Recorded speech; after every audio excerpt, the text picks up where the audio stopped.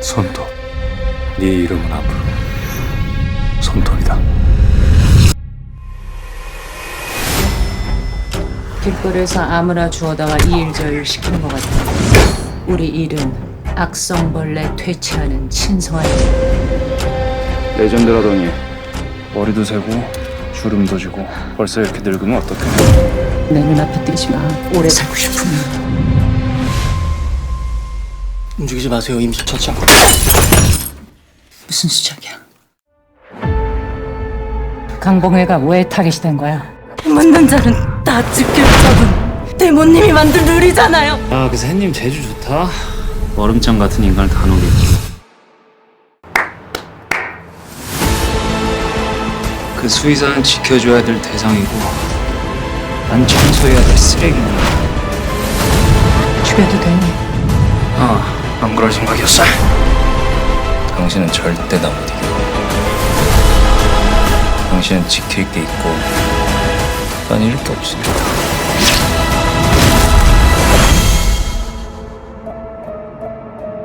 지옥에서 보자. Hi everyone, welcome to new Carolyn Talks Reviews. I have not done a film review in a very long time. I believe the last one I did was Wicked, and that was last November, I believe. But I'm dipping my toe back into doing YouTube film reviews. So I think I just missed talking about film and doing reviews because that's a completely different beast, you know, to doing interviews and doing like the podcast and YouTube episodes that I did for Beyond the Romance, which is my Asian drama podcast YouTube channel. You can find that in the playlist of this channel, of course. And if you go on Acast and other streaming podcasts, just go Beyond the Romance drama podcast, and you'll find episodes there. That's been on an extended hiatus. I'm hoping to go back to doing recaps and reviews of Asian dramas fairly soon. So look forward to that. And so today's review is the film The Old Woman with the Knife, which is a South Korean film directed by Min Kyu-dong. And it's based on the 2013 novel, The Old Woman with the Knife by Gu Byung-mo, translation by Kim Ki-young. And this book was originally published in 2013, but it's had reprints, and I think it got really popular in 2022. So I'm not sure if maybe that re-emergence of the popularity of the book is what prompted the production of the film. But I really enjoy this film, and I really enjoy the book. So this film was released here in North America, in Canada, on May 16th. So I'm recording this a little bit later than I intended for after the release. And the reason partly was for that because I wasn't feeling well, but also because I really wanted to read the book. The synopsis of this film and what it was about really intrigued me. So I'm going to read the synopsis for you. So this is off of the WellGo USA website, which is the distributor of the film in North America. So the film synopsis is: aging assassin Hornclaw has seen it all, but she never expected to mentor a reckless rookie like Bullfight. As their unlikely bond deepens, cracks form in the underworld they navigate together. When Hornclaw discovers someone wants her dead, she's thrust into a deadly game of deception. With enemies closing in and trust in short supply, survival means staying sharp, both blade and mind. And please forgive my little bit of flubs. I've been having a little bit of issues with my cognition, which is one of the reasons I didn't do the review as soon as I wanted to do. So I'll read out the cast for you, and then I'm going to get into the book and the film. And I really enjoyed both, but there's some things about the book that I just really want to discuss. So it's not a book review, but like the book is the way how the book is written, I think is so good. So Hornclaw is played by Lee Hye-young, who's an award-winning South Korean actress. I love her. I've seen a bunch of her dramas. I'll just read off some of them for you. Maybe you can go online and look for them. Some of my favorite dramas from her have been Kill Kill, which was released in 2022. That was such a good drama because it's a drama about maturing women, older women in the corporate world, and, you know, like having their own internal struggles as women, like getting older, and like the relationships and friendships, and it's all about, you know, backstabbing each other but also trying to gain trust. And it was so good. There's Lawless Lawyer, Mother, Can You Hear My Heart, Boys Over Flowers.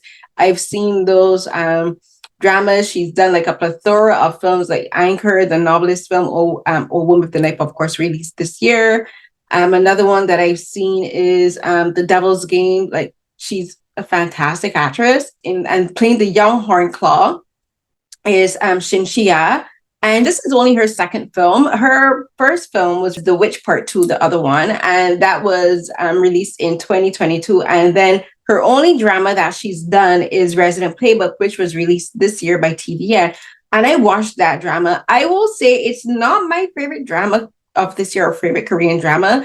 And it's a spinoff of the Hospital Playlist series. So there's 2 seasons of Hospital Playlist, and this one is a spinoff of that. And I have some issues with this drama, Resident Playlist, because there's some things about it that Resident Playbook, I keep calling it Resident Playlist, Resident Playbook, that I feel is missing in this series that was very present in the first iteration. And this isn't a review of that, but I will say her performance in that drama was really good. And it was, when I started watching The Woman with the Knife, I was kind of like surprised. I'm like, wait, is this the same actress that I just saw playing like a harried, rushed resident in a drama, and now she's playing this badass assassin who's like very controlled, who's very precise, and who's very quick to take people down. And like, I was very pleasantly surprised to see that. And for this being only her 3rd professional acting project, like, kudos to her. And also playing the antagonist and bullfight is Kim Sung-cheol. I've seen like a bunch of his dramas too. Playing the doctor, I'm going to explain why I'm calling him the doctor instead of the vet. Dr. Kang is Yeon Woo-jin. Hornclaw's mentor Ryu is played by Kim Moo-yul. And the manager of the agency where Hornclaw works, and is also, I would say, an owner, is Kim Kang-woo. And I'm gonna get into the film now. So the film it's action. It's very action oriented.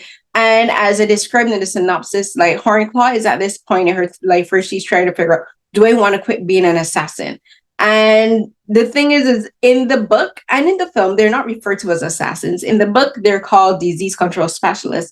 And in the film, they're called pest control. And one of the reasons that they're called pest control instead of disease control has to do with the COVID pandemic. And, like, because like the connotations of disease control is very different now in 2025 than it would have been in 2013 when the book was first published. And it's not like a major issue. I just thought it was a curious change. And it made me really think of how in going forward in film, certain things will have to be adjusted with regards to like nomenclature and the way we refer to like contagious and pathogens and infections and things like that. And so she's trying to figure out where she is at her life. She's like, in the book, she's described as like the perfect senior citizen. She's very quiet, unassuming, and she's this 65-year-old woman who keeps to herself. She moves through crowds like a ghost. No one pays her attention.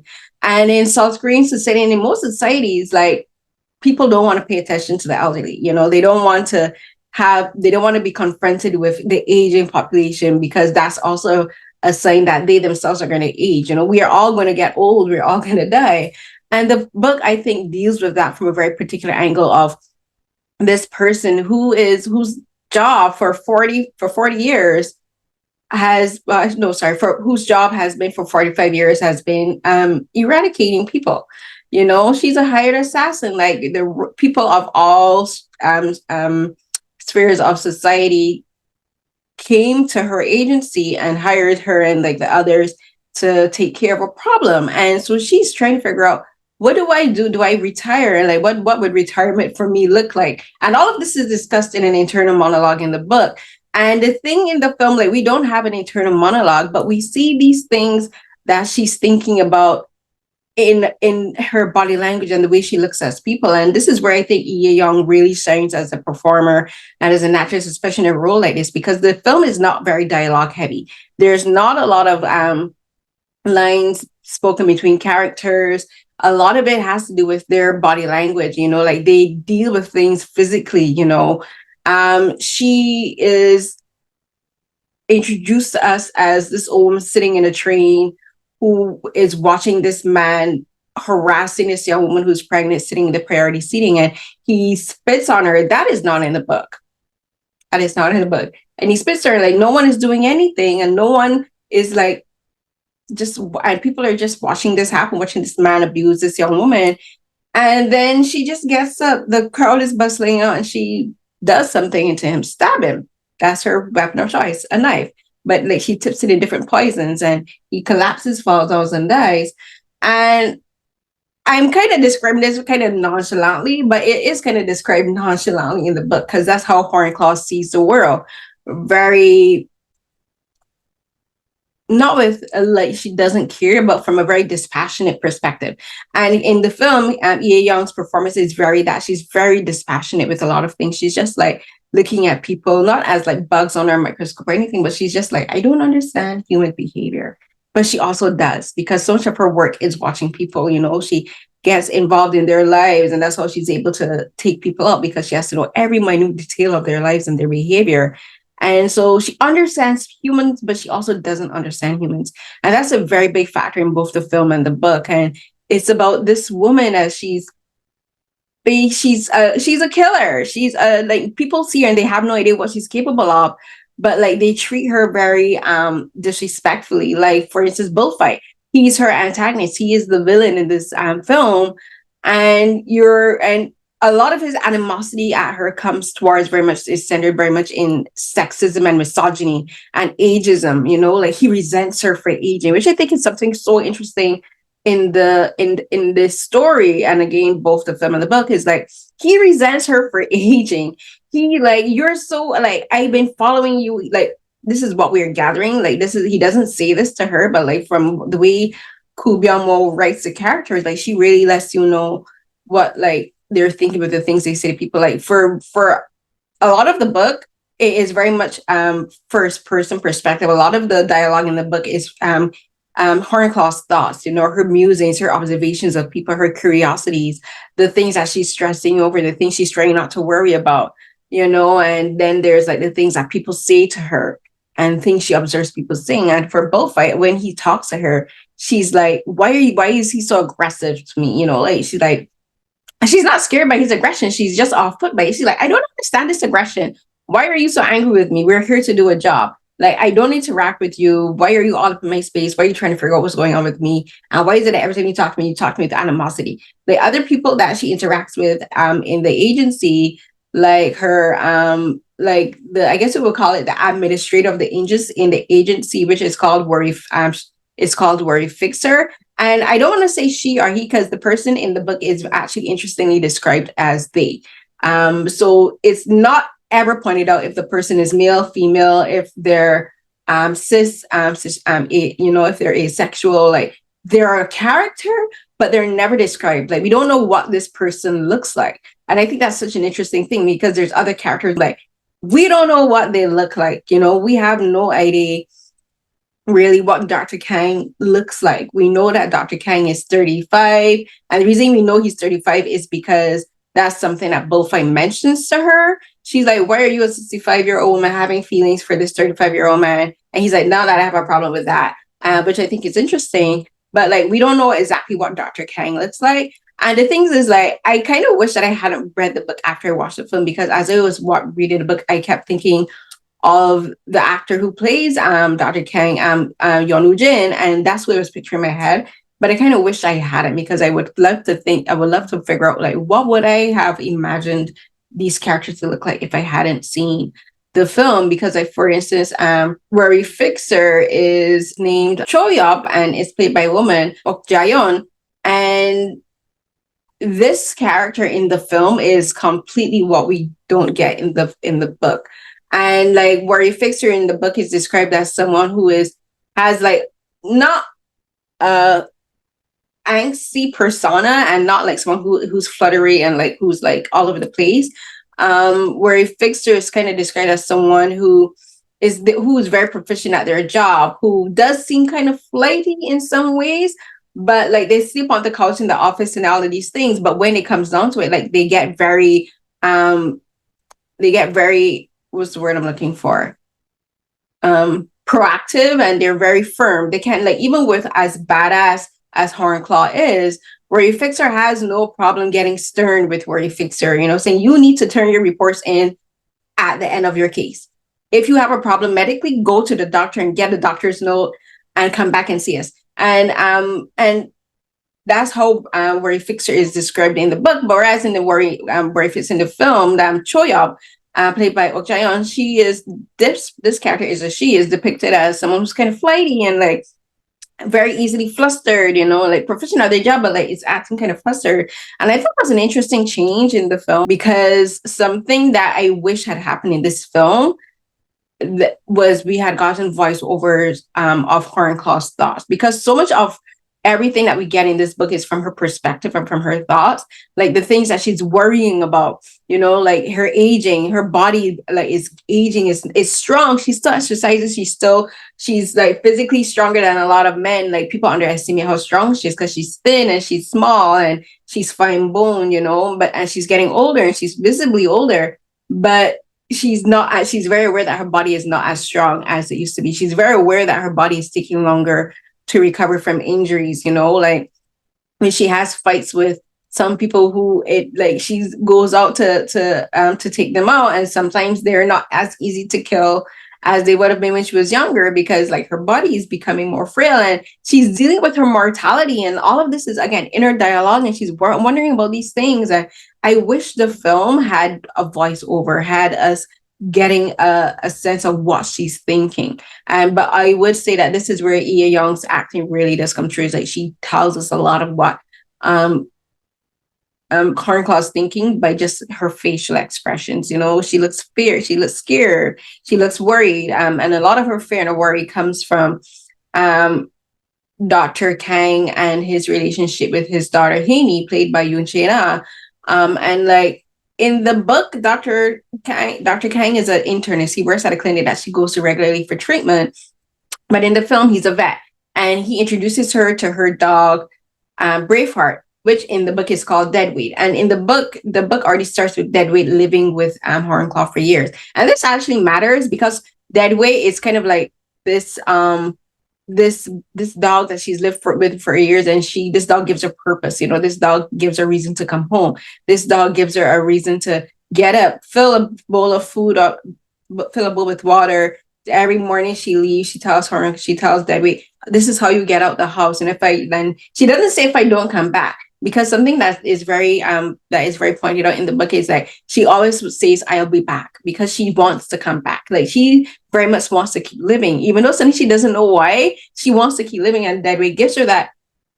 But in the film, the dog's name is Braveheart, and I was like, why change the name to Braveheart? Because the Deadweight actually means something, because when she got the dog, she was like, oh, this dog is just going to be a deadweight in my life. Like, it's just going to be a burden. And then she realized this dog is not a burden, so the name Deadweight becomes oxymoronic. Whereas in Braveheart, the dog doesn't we don't really get, again, her internal reflections on what this dog means to her personally, and why it gives her purpose. She begins speculating about this man. She's curious about him. She's like, am I like, and where Gu Byung-mo really acts as a writer is like, she doesn't tell us every single thing, and we are speculating that the feelings that Hornclaw is developing for Dr. Kang is romantic feelings. And you're thinking, this 65-year-old woman, why is she falling in love with this 35-year-old man? And these are feelings that she hasn't had for years, and because she had feelings for Ryu, and they had a one-night affair after his wife was murdered. And she's really figured out she doesn't, and even when she was with Rue, and like the feelings she had with Rue when she met him isn't like referred to as love, because she doesn't use the word love. She doesn't look at it as romantic. She just looks at these feelings that feels very different to anything she's accustomed to. And with Kang, she's like, what is this? What's happening? And this is where a lot of the animosity for bullfight comes, because he observes her, he watches her, he stalks her. And I just think this film is so well done in that how it tells us like these two characters are weaving in and out of each other's lives, and they themselves don't know why. Like I think Bullfight, he is enamored with her, and in the film, his reason for following her has to do with because she took his father out, when he was a young boy, and he wasn't scared of her. when she's jumping through the window, he's like, take me with you. She didn't hear him because she was already out through the window, but like he resented her for leaving him behind. And the reason I'm not going to reveal everything, I'm talking spoilers, but I'm not going to tell everything that happens in the film, because there's just some things that when you watch how it unfolds, it's like really interesting. And I personally don't mind spoilers. And of course I'm talking spoilers in this, but I'm talking about how they unfold is how the characters get to the time that they're thinking these things, like everything happens in a very linear manner and we get flashbacks. And so the other thing that I think that director Min did really well with the film is how he interpreted the flashbacks that we get in the book. So like Hornclaw's reflections of her life are written in describing with her, like, she's like, she'll be doing something, something would remind her something that happens in the past, because she's thinking, am I going senile? Am I losing my memory? Is my part of my aging process going to be dementia? She's worried about things that she's forgetting, like filling dead waste bowl with water and food. She's like, how long did I not leave? Did I put water in the bowl this morning? Was that yesterday? And is this, yes, we all lose memory. We're all like, as we get older, our memory becomes affected, but she's thinking like, my memory is important to my job, because if I'm following someone, I need to remember the details that I observed yesterday, and with these flashbacks into her past with Ryu and like taking out Bullfight's father, we get some really interesting perspectives of Hornclaw's mental process, the way she sees the world.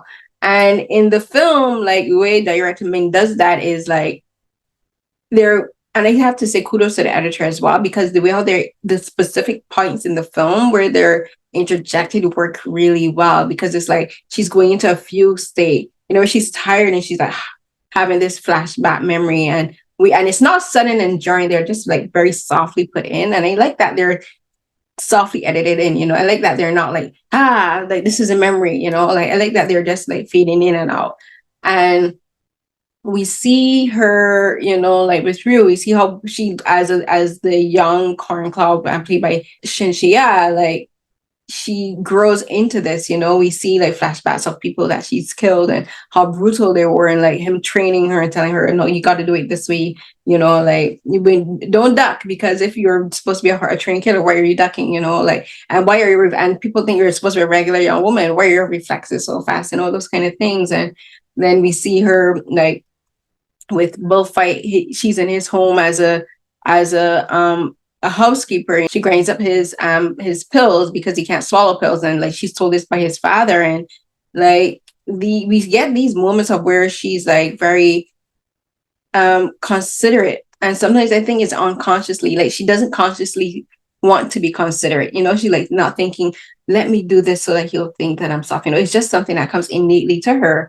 And she wonders about that. She's confused by it. Even as she gets older, she's like, why am I so considerate? Why am I being soft? And there's these really beautiful moments in the film where I'm surrounding fruit, and fruit represents beauty and youth to her. And she sees these peaches that Dr. Kang's family sells at their fruit market. And these peaches are given to her. She's like, in the book, she's reflecting on like the softness of like the skin, the fuzz, the smell, and like how it could potentially taste for her.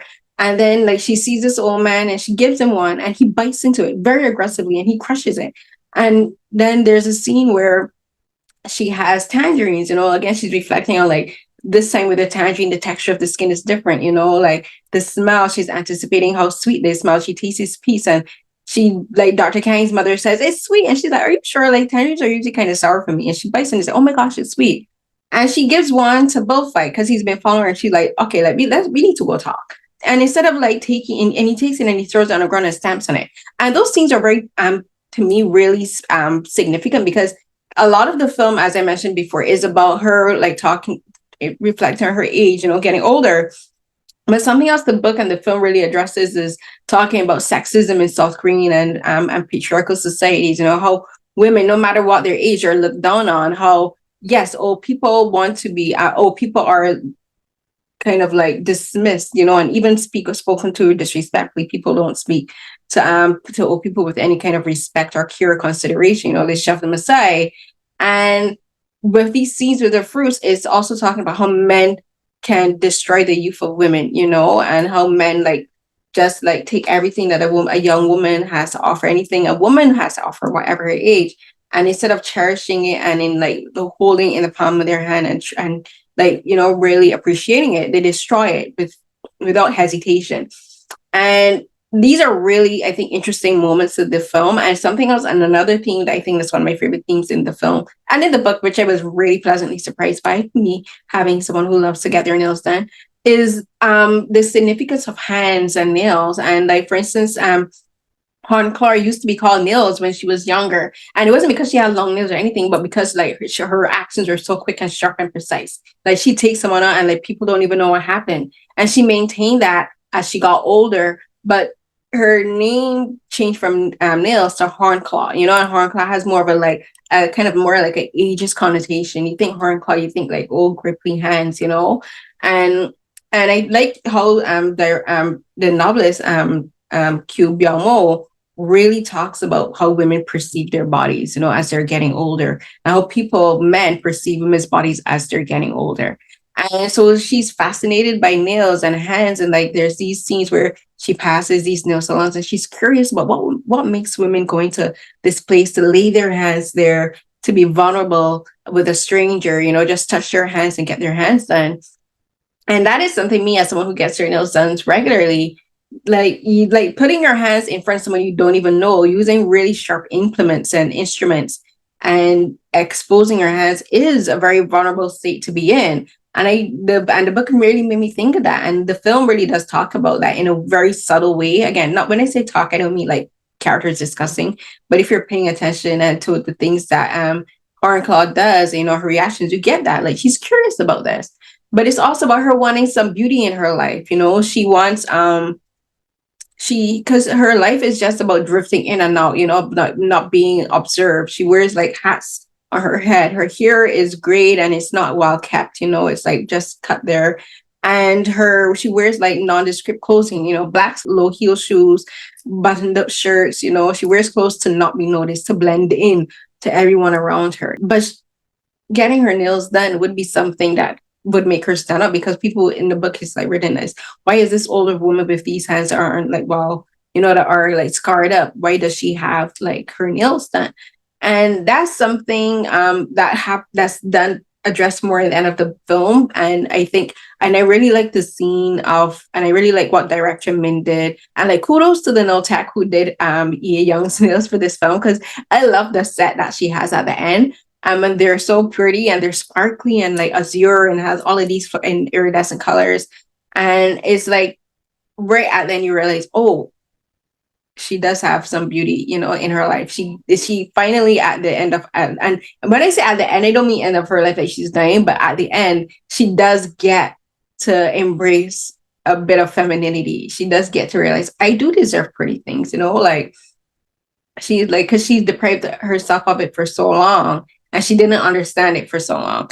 And like, I know people are watching this like, this is an action film. Why are you talking about these things? You're not talking about action, because all of these things do play a part in the action, because these are things that, because I've mentioned how quick and precise she is as a killer, you know, and but I wanted to talk about that because it's such an interesting facet of this character. I don't think I've ever seen a character like her on screen. And we have like many action films about women. There's like films like The Villainess, you know, which is one of my favorite like action films about women. And then there's one of my all-time favorite films, Lady Vengeance. You know, I love that film. That's the third film in the Vengeance trilogy. And that film, like, this is again a film where like I now I'm thinking about it, Lady Vengeance, Sympathy for Lady Vengeance, and the one with the knife kind of have like this very similar tone where there is action, but so much of it is about these women like discovering who they are as they're along their process. One is about revenge. Lady Vengeance is very much about vengeance and revenge, but it's also about this woman who has so much taken from her and she wants it back. And A Woman with the Knife is very much about that. It's this woman who has had her youth taken from her. She gave it up willingly, But like, but she's talking about like not being recognized and people mistreating her and like disregarding her as a human being and as a person just because she's old. They don't know she's a killer, but they're just disregarding her just because she's an older woman. But then when the action comes, boy, does it happen, There's some interesting action sequences in this film. There's one early up in the film where she is fighting this man who worked with her at the agency. Again, it does not have a name. And this does not happen in the book. I swear you, I was reading the book. I'm like, where's this fight? Where's this fight? It's not anywhere in the book. It's not. Like, this is a completely made up scenario. And I was like, why is this scenario in the film? But I guess they wanted a couple action sequences that are in the book to make the film more action or action heavy. So I understand that. It was just like, as I was reading, but I was like, but where is that? And then the big action sequence at the end with bullfight. Oh, that fight is spectacular. I love the action choreography for this fight. Kudos to the action choreographers, the stunt coordinators, the stuntmen, Hye-young stunt double, Hye-young herself, because she did some of her stunts herself, and also I would say kudos to the sound design, because sound design is really interesting in this film, because like where the fight has like concrete and a lot of dust, and like these things are things that you do pick that do have to be added in post-production, because like sometimes the sound recording doesn't work, so they have to be re-edited in post. So like kudos to the sound technicians as well and the Foley artists. But this fight was so good, and like this fight is like, if you've seen like a number of Korean films or dramas, there's this really circular building that is just basically the frame. It's the skeleton of a building that was supposed to be completed but was never done, and it's been in so many films and dramas and music videos, and it's about 5-6 stories. And like they fight from the top of this building all the way down. And the reason they're there is because Bullfight kidnapped Haney. He kidnapped her because he got jealous of her, and he has so much animosity and anger towards Hornclaw. And he takes this little girl, and Hornclaw is like, you know what? We're probably not gonna make it out of this life, so I'm gonna just go balls to the wall. And we're going to just have this lick down, drag out fight. And boy, do they have a lick down, drag out fight. The way it's described in the book, it's really well done. The reason I like reading a book like this is because like Gu Byung-mo really describes what Hornclaw's feeling. Like when she gets stabbed, she's talking about, oh, this is going to, not that it's only going to hurt, but she's thinking of like, how long is it going to take my body to recover? She's like thinking about how many scars she's developed over her body. She's thinking about how much blood she's lost, and like thinking, I have to survive at least to the end so that Haney can get away. She has all of these thoughts running through her head. And in the fight sequence in the film, like we do get that sense, like she's desperate to save this little girl. So she's pulling everything that she has against Bullfight and the men that he's brought with him, and she takes those men out fairly quickly. But then the fight with Bullfight is this really emotional and heavy because their emotions are very different, like she's fighting and she's like going full out with him, but she's also like confused, like, why is all of this happening? Who are you? What do you want with me? And he's fighting with aggression because he resents her. Like, this is, I think, a really interesting way to portray a fight where the two characters have very different feelings and like their energy is coming from two completely different places. And I think Kim Sung-cheol did such a fantastic job in this role. Like, he's played some really intense characters before, but he's also played some really, he's an actor who's played like some really like buffoonish characters. So I think this is the first time I've seen him where he's like really not menacing, but he's super aggressive and super just angry and filled with so much rage. And like so much of it's coming from this place of this little boy who felt abandoned. And all of that has happened, and like the fight was so good. I really enjoyed the fight sequence at the end of the film, and I really like that the film ended on this really soft note, because it doesn't begin on a soft note. We don't know where Hornclaw goes next. Does she keep working with the agency? Does she retire? Does she have a friendship with Dr. Kang and Haney? Does she pull back because Dr. Kang is like, you placed my daughter in danger, even though it was unintentional? And something that was really interesting is that he says that he doesn't regret saving her, because he doesn't regret helping her when she needed him. But he's still angry at her, justifiably so, because I'd be pissed too. I really enjoyed this film, and I really enjoyed this book. I hope I was not too long, everyone. I should have been paying attention to the timer. My apologies. If you stayed around to the end, thank you so much for listening to this entire review. I'm also going to put it in podcast. I haven't done that before, but I'm going to put this on the podcast as well. And I'll still be using the Carolyn Talks hashtag for that. I've been doing interviews for the Jeonju International Film Festival that was held this year in Jeonju, South Korea for K-Crush American Magazine. You can go on the K-Crush website, which is kcrush.com, or go on the YouTube channel, and you can find the playlist here in my YouTube channel. There's a playlist for that. I'm on Twitter and Instagram on Blue Sky. Not really Blue Sky, but have it there. My hashtags are at Carrie my handles are at Carrie CNH12. Everything is in the description box below. I hope you guys really enjoyed this review. I hope I didn't ramble too much. And if I did, forgive me. I'm sorry. So I'm not sure what other review I'm gonna do next. I think I have to do them when I feel good. Because I have multiple sclerosis and fibromyalgia. So I've been having issues with aches and pains. Like right now I'm in a lot of pain. And I've been having issues with my cognition. So that's what kind of delayed me doing this review a little bit closer to the film's release date.